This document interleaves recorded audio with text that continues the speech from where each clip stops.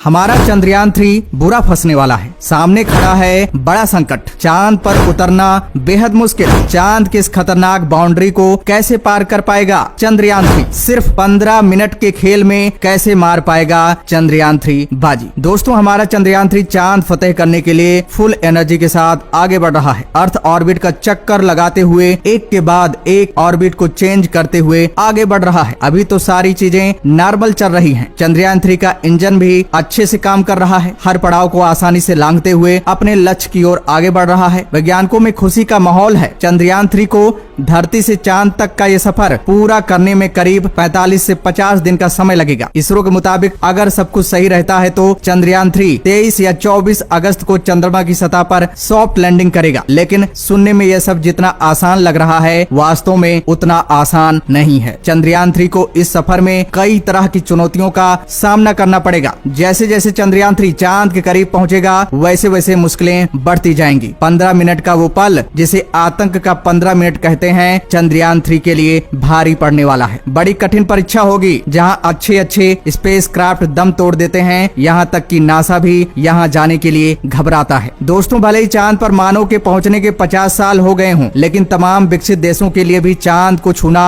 आसान नहीं रहा है। रूस ने 1958 से 1976 के बीच करीब 33 मिशन चांद की तरफ रवाना किए। इनमें से 26 अपनी मंजिल नहीं पा सके। वहीं अमेरिका भी इस होड़ में पीछे नहीं था। 1958 से 1972 तक अमेरिका के 31 मिशनों में से 17 नाकाम रहे। यही नहीं, अमेरिका ने 1969 से 1972 के बीच 6 मानव मिशन भी भेजे। इन मिशनों में 24 अंतरिक्ष यात्री चांद के करीब पहुंच गए, लेकिन सिर्फ 12 ही चांद की जमीन पर उतर पाए। इसके अलावा इजराइल का भी मिशन चांद अधूरा रह गया था। जनवरी 1990 में अमेरिका, रूस के अलावा जापान चांद पर मिशन भेजने वाला दुनिया का तीसरा देश बना, लेकिन ये भी फेल ही रहा। इस तरह चांद पर अब तक कुल 110 मिशन भेजे जा चुके हैं, जिनमें 42 फेल हुए हैं। चांद की सतह पर सॉफ्ट लैंडिंग के लिए 38 बार कोशिशें की गई हैं, मगर इनमें 52% प्रयास ही सफल हुए हैं। 7 सितंबर 2019 का रूह कपा देने वाला वो दिन किसी को भूलता नहीं है, जब भारत का चंद्रयान 2 चांद की जमीन से सिर्फ 2.1 किलोमीटर दूर था। चांद पर सॉफ्ट लैंडिंग करने ही वाला था कि तभी इसरो से उसका संपर्क टूट जाता है और चांद की जमीन पर क्रैश हो जाता है। यानी भारत भी एक बार फेल हो चुका है। कहीं न कहीं सभी के मन में डर है, क्योंकि आज से 50 साल पहले से ही ये देश स्पेस मिशन में एडवांस टेक्नोलॉजी का इस्तेमाल करते आ रहे हैं। तब भारत का कोई नामो निशान नहीं था। ये फेल हो गए तो भारत अपने चंद्रयान 3 को कैसे सफल बना पाएगा? क्या भारत ने चंद्रयान 3 में ऐसी टेक्नोलॉजी का इस्तेमाल किया है जो इन देशों के पास नहीं है? आखिर चांद के फार साइड यानी साउथ पोल पर सॉफ्ट लैंडिंग करना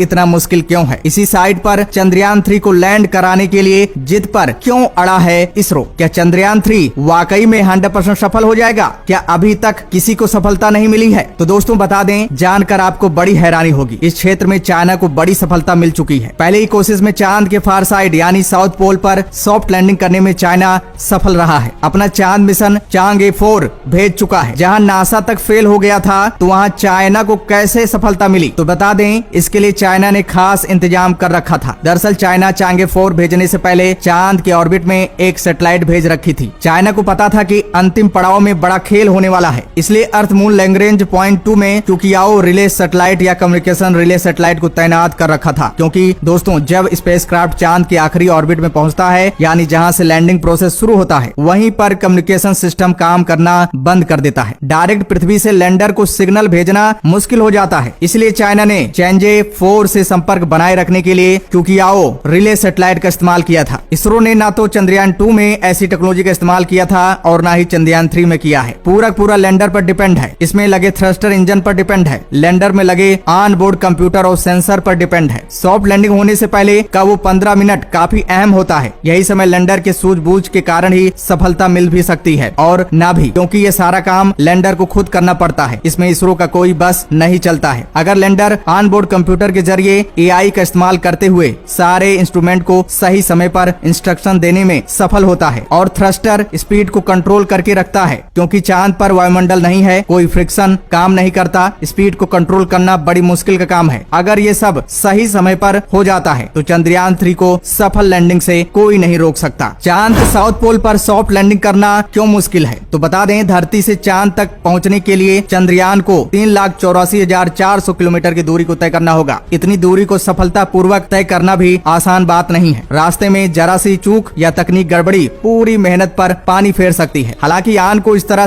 की चुनौती को पार करने के हिसाब से ही तैयार किया जाता है और लॉन्चिंग से पहले इन सब स्थितियों के हिसाब से रिहर्सल भी की जाती है, लेकिन फिर भी जब तक मिशन सफल नहीं हो जाता तब तक टेंशन बनी रहती है। सही समय और सही स्पीड है जरूरी। चांद पर उतरने के लिए कई हाईटेक सिस्टम के एक साथ और सही ढंग से काम करने की जरूरत होती है। इसके लिए pin point navigation guidance, spacecraft की सटीक स्पीड, क्लियर तस्वीर, सही समय पर थ्रस्टर फायरिंग और अंत में सही लैंडिंग स्थान पर पहुंचने के लिए सही समय और सही स्पीड की जरूरत होती है। इनमें से किसी एक भी सिस्टम के गलत या सही तरीके से काम नहीं करने पर मिशन फेल हो सकता है। लैंडर के गिरने और कंपन की गति को करना होता है कंट्रोल। चांद की तरफ जाने वाला लैंडर जब प्रोपल्शन मॉड्यूल से अलग होकर चांद की सतह पर उतरता है तो उसके चांद की सतह पर गिरने और उसके कंपन की गति दोनों को सावधानी पूर्वक नियंत्रित करना होता है। सॉफ्ट लैंडिंग के लिए लैंडर की गति को ऑटोमेटिक 3 मीटर पर सेकंड तक कम करने की आवश्यकता है। इसे थ्रस्टर कम करता है। गुरुत्वाकर्षण भी है चुनौती। चंद्रमा पर वायुमंडल नहीं है, फिर भी उसमें गुरुत्वाकर्षण है जो पृथ्वी का लगभग 1/6 भाग यानी पृथ्वी के मुकाबले काफी कम है। मिशन को सफल बनाने के लिए चांद के गुरुत्वाकर्षण का सामना करना जरूरी है। दरअसल गुरुत्वाकर्षण बल की कमी के कारण किसी भी उपकरण पर अधिक सटीक नियंत्रण की आवश्यकता